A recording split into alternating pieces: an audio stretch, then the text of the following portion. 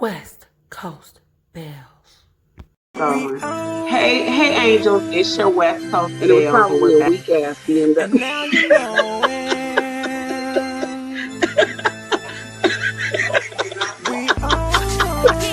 And she said the And now You we got know to right, I did. it. That's why I can't do that with you. What's up now? We get your game up, nigga. Get your game up. What's up, angels? It's Misha, your West Coast Belle, and I'm here to do the review of Love and Marriage Huntsville for you. Now, if you're truly invested in this show, as I am, you know that they pick up the next season where they left off the last season. So it's very easy to get into, and you absolutely love it when you do. But anyways, if you haven't already, please don't forget to like, comment, subscribe, and hit the notification bell for your bell, all right? All right, so we're just going to get right into it because the scene opens up with Marsau and Tisha at dinner, okay? And it's some type of private room. I would really love to do that one day. I mean, note to self, I'm going to go ahead and do that with the hubby next anniversary. Oh my God, my anniversary is in a week, you guys. But let's get it because they are at dinner and it starts immediately. I had no idea that Marsau went to Africa alone and that Tisha allowed that. I would have expressed extreme discomfort with that. How many of my bells would have been like, what? You going to Africa alone? I mean, I just know I would because that's sneaky to me and there ain't no two ways about it. He talks about African culture and valuing, and now he values more time or values time more with the family. You could have spent that time with your wife. I mean, it's clearly something that she was uncomfortable with. She's been expressing to you for season after season that she wants more time with you. And you can see in Tisha's face that there was a struggle with that. No, I mean, she is clearly struggling. And she wants to be heard. And he will not listen. He's the old school, just, you're my wife, I'm the man, you're the woman. You do what I say. And that's it. It's my way or the highway. And that is a terrible way to be with someone who is so smart and so capable of doing so much if you just let her fly. So another thing that she's struggling with is this picture that Marsau posted. She's only struggling with it because she and Marsau got more backlash than Maurice, which I expect that. Well, I think that that's what Marsau wanted to happen by posting this picture. But the question is not really why did Marsau post this picture. It is why did Maurice answer no when he was asked had he ever been around Martell and Ariane. So no sooner than Tisha begins to discuss the posting of the picture and the comments under it by Ariane, and you can see on her face she really wants to say something like, babe, just listen. Babe, just listen. She really wants to say something, but he shushes her. She go ahead and put that fork in her mouth, honey. I know that's right. But I'm going to tell you something. You got to let her speak. I wanted to be like, I know you ain't gonna let no man shush you. You gotta talk. You gotta speak up. Don't let people shush you. I mean, you tried your hardest to get it out, Tisha, but he just shut you down. Ultimately, I don't blame you for listening to your husband because he kind of was telling you right. But if you eventually find out that Marsau is cheating on you and you have to give him 5 years to cut her off and end up like Mel thinking that everybody's husband is cheating, I want you to do this. Now hear me and hear me loud and clear. You gonna sprinkle a little extra salt on his food for the next 5 years after you find out. Because if he is gonna break your heart, I'm gonna need for you to break his too, okay? And I mean that. But moving on. Martell and Lewis meet up at the gym. Martell is still Martell and he's still saying that Melody cheated on him and that she was doing the same thing he was doing. It's not the same. It's not the same. And as long as he puts out there that it's the same, he's never going to find someone that takes him seriously. Because the reality is that if I'm not with you and I'm not living with you, I don't give a damn if we're married or not. If I start to see someone else, and especially if we are not together because of things that you've done, if I start to see someone else, that is not cheating. It's absolutely not cheating. And that's even if we get back together. So Lewis thanks Martell for having their back at the reunion. And then guess what? You guessed it. The pic comes up again. They talk about this bro code that was supposedly broken by Marsau posting the picture. And Martell says something interesting. He says, we need to stop throwing each other under the bus. Martell is a habitual bus thrower, if you will.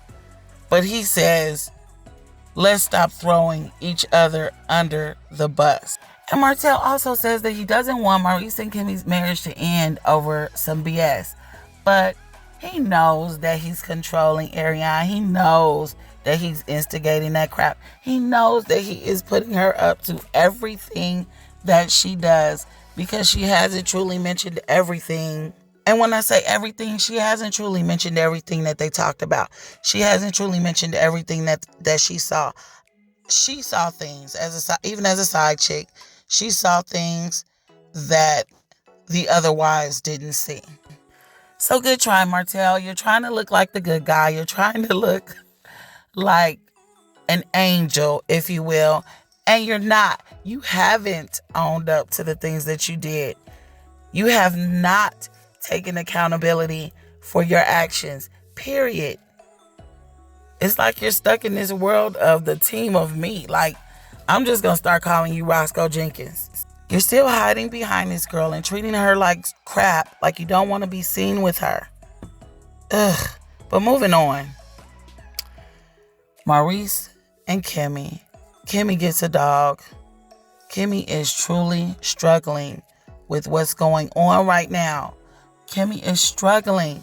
And it's awful to see that Maurice responds to Kimmy in the same way that Marsau responds to Letitia.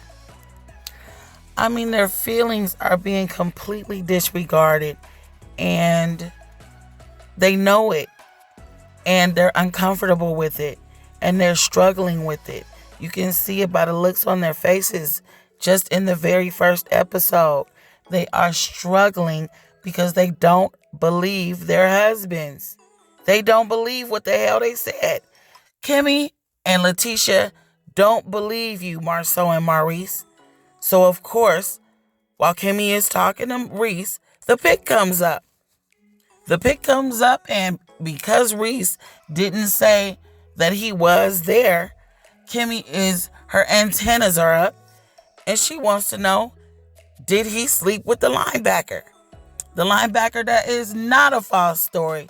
The linebacker that the side chick was around, the side chick saw, the side chick that the side chick saw. So yeah, she is uncomfortable and she does want to know what happened, and both of them are lying. And they're going to continue to lie because they're liars. And you can just see it on their face. If I ask you a question, don't ask me, are you really asking me that? I'm fucking asking you. I mean, Marsau literally did the same thing to Tisha in a prior season when she asked, is there any truth to the 20 girls? And he's like, I can't believe you're asking me that. I'm more concerned that the question is a question. Kimmy says, did you sleep with the linebacker? And Maurice says, are you really asking me that?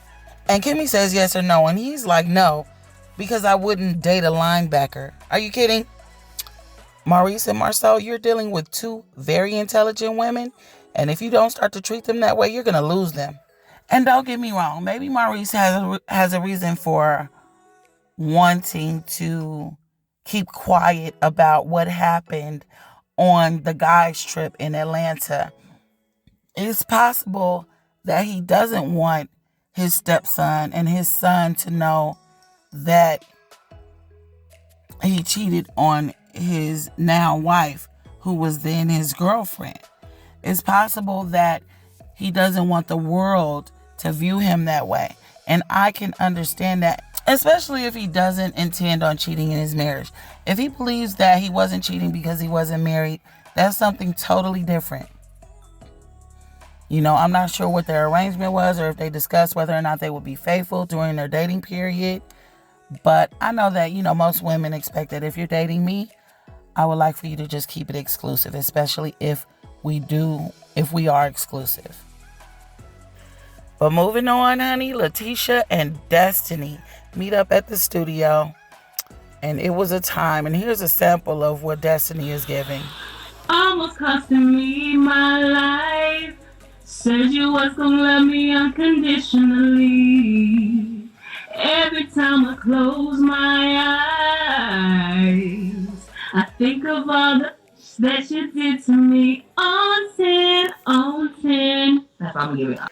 Honey, that is all we need. You know, bad singing usually makes me crack up laughing, but when people get serious about it, I have to be serious about it too. And honestly, we know from watching Candy and Kim Zolciak that even if you're the most talentless person in the world, you can make a hit. So keep at it, Destiny. That's all I can say.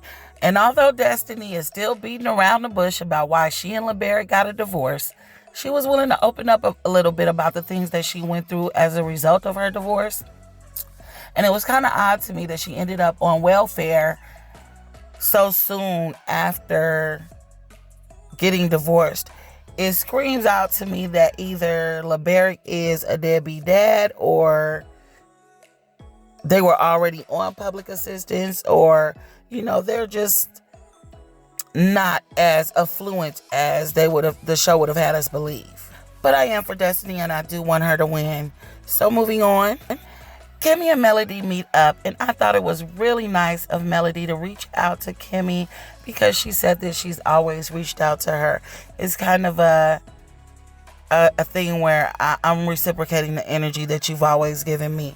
And it's really good to see that about Melody, considering that everybody is saying that she's shady and she's not a good friend.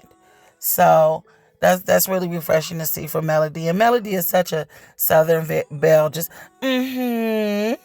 yes, that is so nice. Yes.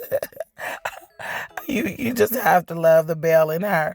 But Kimmy is really struggling with this issue with Reese and the picture and everything. And I wish that her husband would just hear her, because she does think that he cheated. And of course Mel thinks he cheated too, because Mel thinks everybody cheats now. And Mel knows a little bit more than the other wives, because Martell threw them under the bus a long time ago when he was trying to get his own ass out of the hot water. So they discussed how the pic caused havoc, but the havoc was truly caused by Maurice saying that he had never been around Arian and Martell. Arian actually came to the picture and said that she took the picture, and Martell thanked her for capturing the moment. It was a super messy moment, and I can understand all of the backlash that came afterward for Kimmy, Letitia, Maurice, and Marsau.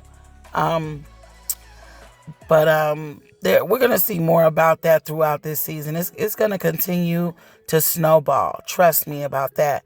But Mel is over Destiny and Letitia, and she's having a pajama party that they are not invited to. And honestly, if I was that good of friends with Letitia, I would have declined Mel's invitation, because I'm just that kind of friend. But I understand that this is reality TV, and you film, you get money.